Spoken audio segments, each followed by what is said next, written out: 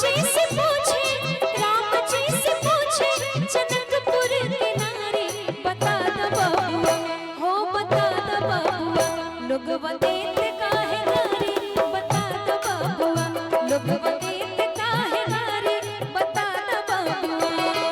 राम जी से पूछे, राम जी से पूछे, जनकपुर की नारी, बता दो बबुआ, हो बता दो बबुआ, लोगवा देत काहे गारी, बता दो बबुआ, लोगवा देत काहे गारी, बता दो बबुआ।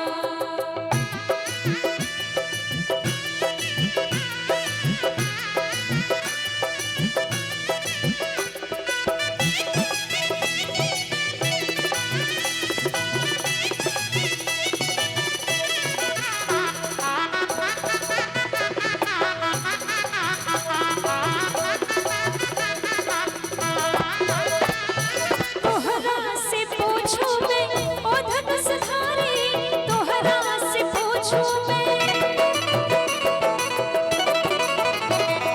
तोहरा से पूछूं मैं, ओ धनुषधारी, तोहरा से पूछूं मैं, ओ धनुषधारी। एक भाई दूर काहे, एक भाई दूर काहे, एक काहे नारी, बता दो बबुआ, हो बता दो बबुआ, लोगवा देत काहे गारी, बता दो बबुआ, लोगवा देत काहे गारी, बता दो बबुआ।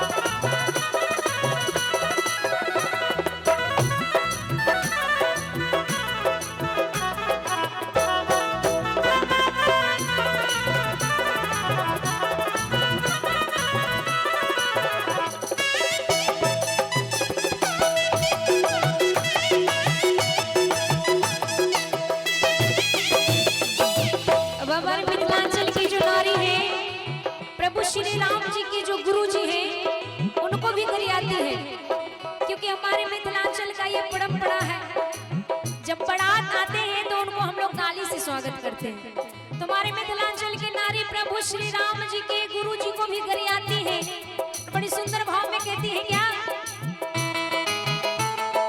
ई बूढ़ा बाबा के पकल पकल दाढ़ी, ई बूढ़ा बाबा,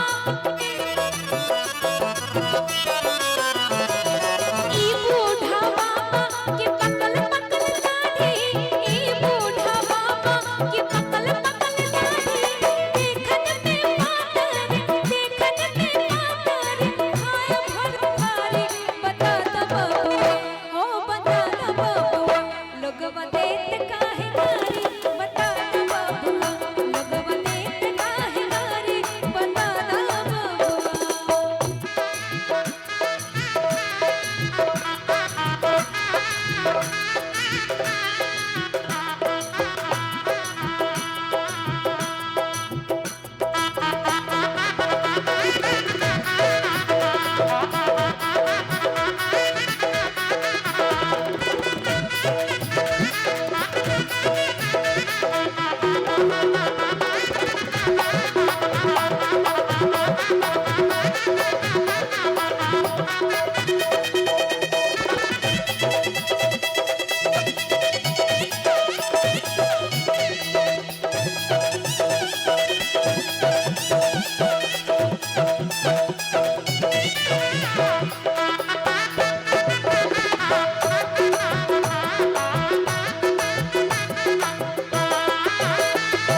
राजा दशरथ जी कैलन होशियारी, राजा दशरथ जी।